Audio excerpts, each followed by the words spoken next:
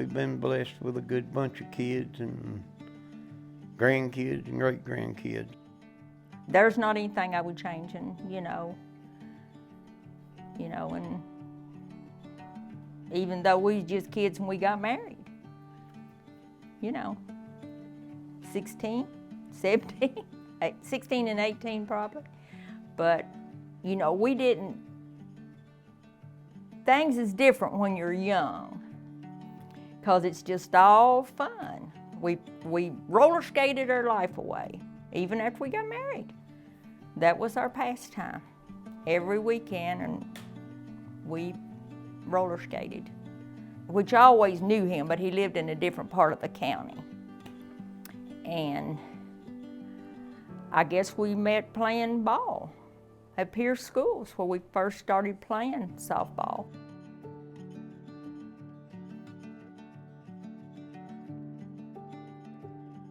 So we got married, and we lived with his mama for a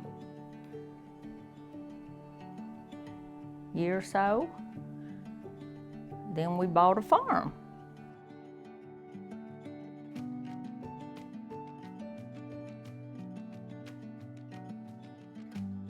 In 1989. 69. Well, yeah, we bought the farm. So while we still lived with Grandma, we had Kim. And then we were expecting you March the 16th of 70. So we bought this farm, and we got the house ready to move into, and in February 16th, we moved into the house up here. And then the next morning, February the 17th of 70, we got you here. And then we had Karen in 75. We're still living in an old house, and we had Karen. This is where the cows, this was their night pasture. We milked in the barn up there. And so we just came down here and built this house. We moved down here in December of 78, and Mark was born June of 79. So this is his first home. Had another farm out here across from Block City, the Diddle Farm. Anyway, our good friends, and they decided they wanted to sell it, so we bought it. We've always just worked all these farms till he couldn't do it, which we raised tobacco. Y'all know y'all all helped us with the tobacco and all. Then our neighbor up here passed away, and they was selling his farm, so him and Mark bought this farm up here.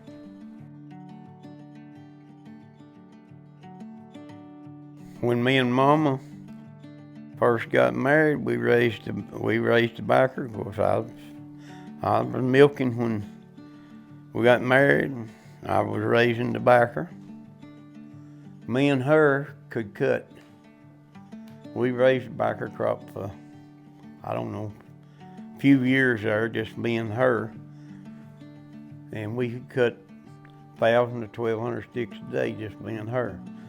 And when the school bus run of an evening, I'd drive out here by the country store, I'd go to the house or two around that had 2 or 3 boys. They was ready to go. You could I'd get me 3 or 4, I'd get a truckload sometime morning, and they'd help me haul in. And we put in the barn what we cut that day,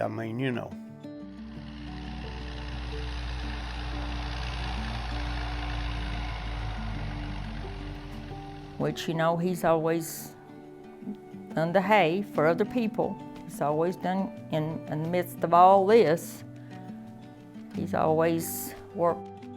I've done custom hay work since I was about 15 or 16. But I've had to give it up too the last 3 or 4 years. I got 2 or 3 neighbors that I roll a little bit for. But I started with they didn't have rollers out when I started. I square bale. And I bought one new baler, wore it out, bought another, and square bale.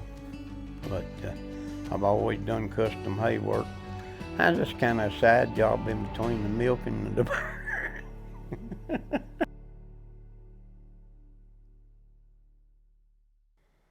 Tried to raise the kids good and tried to be good to them. I don't know, they didn't get they'll tell you sometimes they fuss at Pa because they had to work. But then they'll tell you that today they'll sit at this table and they thank us for putting work ethic in them.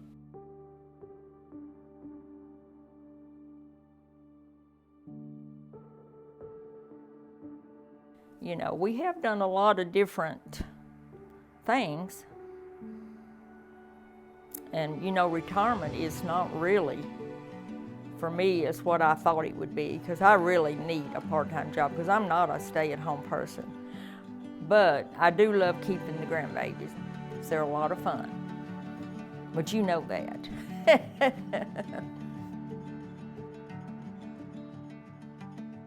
He's anywhere from 18 or 20 to 25 here every Sunday. But I fix lunch every Sunday till they get to feeling sorry for me, and now they all bring food. We just all do it now. And we just have some of the huge meals. People are just, it's just like they're talking and they're visiting, and I love it. The older married grandkids get to the table and they're just talking, you know, about their lives, and it is just such a blessing. Cause I know people that don't, I'm gonna put it like this, that don't enjoy their grandchildren like we do, and I just don't know how they could. It's just so hilarious because we've got kids in high chairs and we've got them at tables, and it just takes all us grown-ups to try to get all these little ones to eat.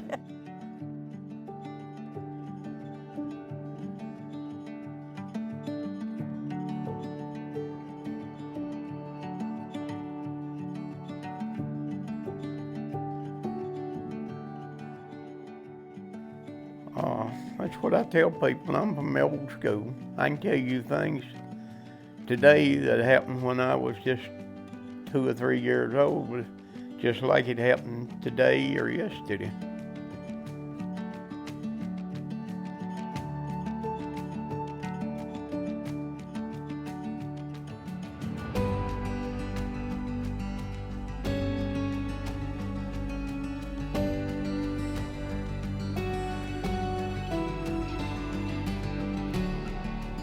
Dad died when I was 13.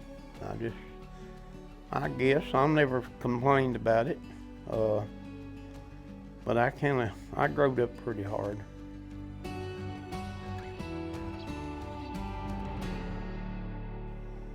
And a lot of what I know today,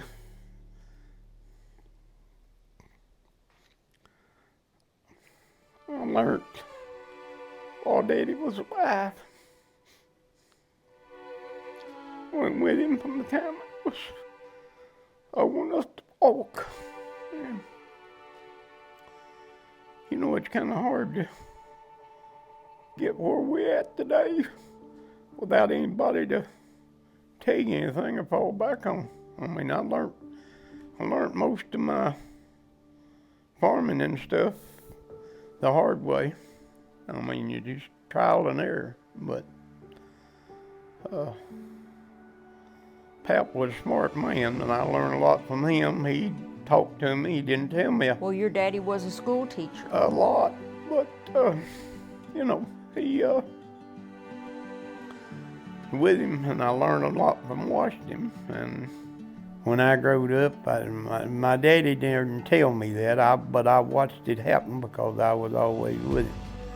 A man's word was his bond, and it was always good. And a handshake, and that's what you seal the deal on. I guess that's just the way we've lived, and we just try to be honest. And I hope that the grandkids can see that, and I hope the grandkids can see how much I loved them, because I I love all them hugs. Yep, you have to get part Well, of yours yeah, after I get mine. that's true, but that's okay as long as I get some.